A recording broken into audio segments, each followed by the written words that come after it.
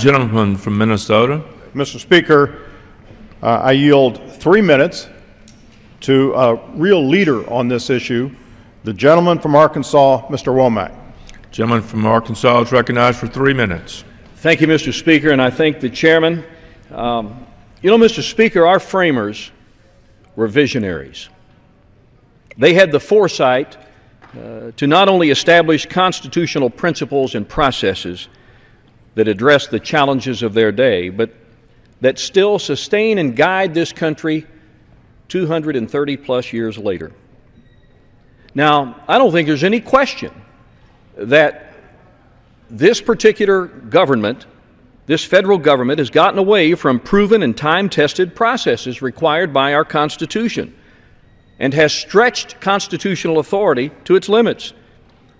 We're operating under continuing resolutions. That seems to be normal today. We've submitted budgets that are now over 2 months late. And we have taken other steps right here in these halls that have served to usurp the rights that belong to our states.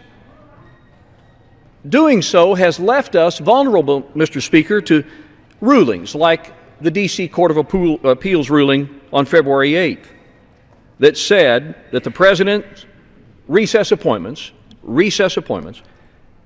to the National Labor Relations Board were unconstitutional.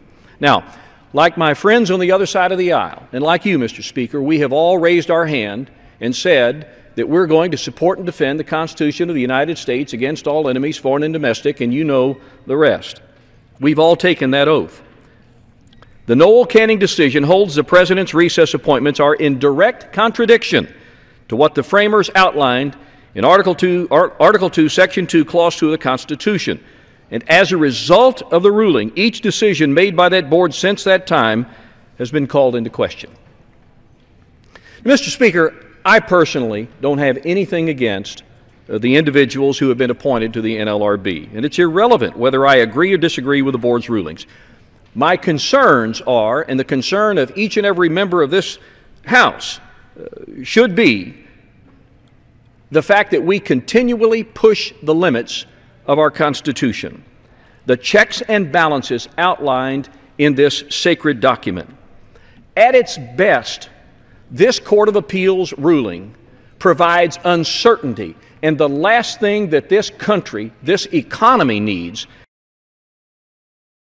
is uncertainty. I recognize the weight of the decisions made on the interpretation of the Constitution. They are tough. It is no easy task.